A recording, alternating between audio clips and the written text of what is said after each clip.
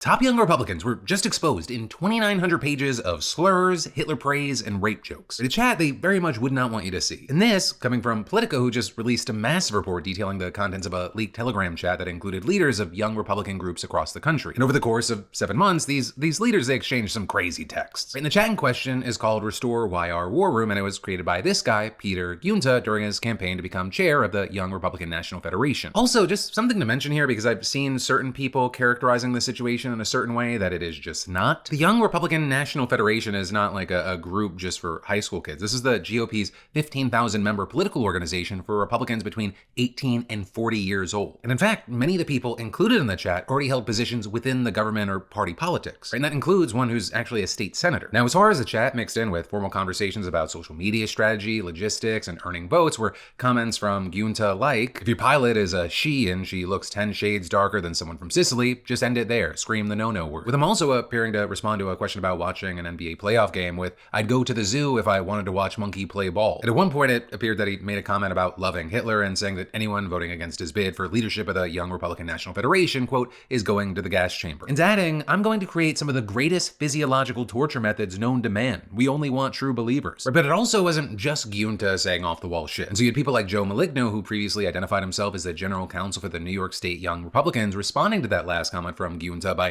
saying, can we fix the showers? Gas chambers don't fit the Hitler aesthetic. Also, at one point, the chair of the Arizona Young Republicans, Luke Mosselman, told the chat, quote, the Spanish came to America and had sex with every single woman, with him then responding to someone else's comment that sex is gay with, quote, sex, it was rape. And to that, you had Bobby Walker, the vice chair of the New York State Young Republicans at the time, responding by saying epic. Right, and all of this, it's in the midst of a lot of slurs, right, including slurs about Black and Hispanic people, as well as the LGBTQ plus community. With, for example, William Hendricks, the Kansas Young Republicans vice chair, being specifically called out for using variations of the N-word more than a dozen times. And again, like, this is just a bit. Politico reports that this goes on for roughly 2,900 pages. Right, and all of this is, it seems like the people involved were aware that what they were saying was deeply, deeply controversial. Right, according to Politico, there were occasionally messages about how toxic the chat was and what the fallout would be if anyone outside of their group were to read it. Or with Walker at point explicitly saying, if we ever had a leak of this chat, we would be cooked. And it appears he may be right, though. To what degree, we'll see. Because the fallout from this chat, even just a day after Politico's article went up, it's been substantial. Hell, at one point, Politico noted in the article that since they began making inquiries into this story,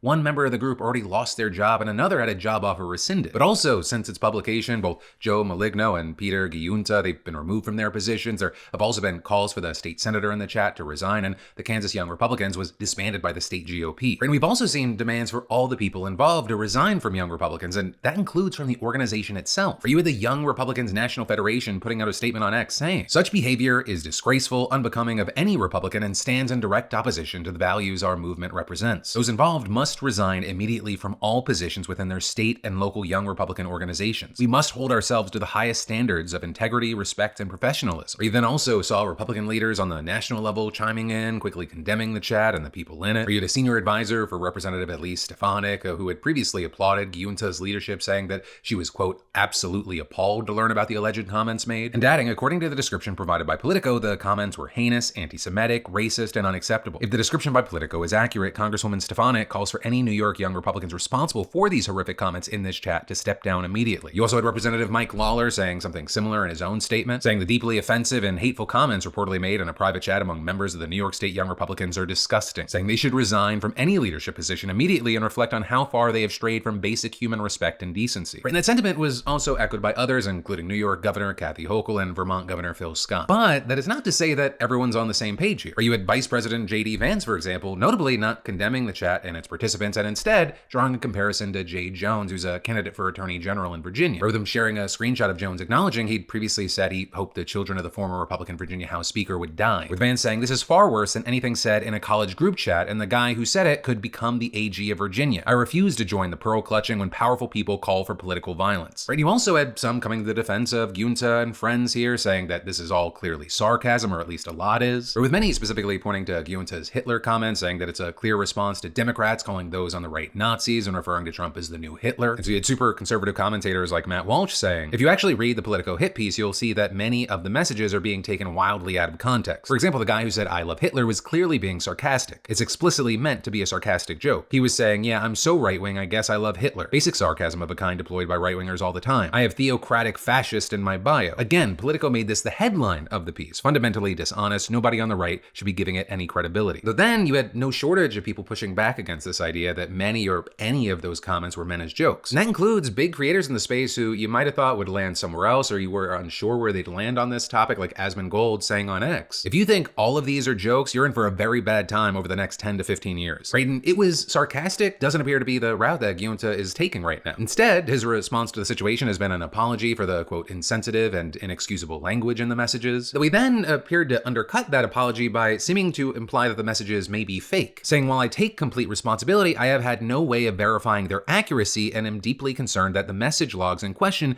may have been deceptively doctored, which definitely is a take, and one I'd love to hear your thoughts, opinions, and reactions on, along with the rest of this story.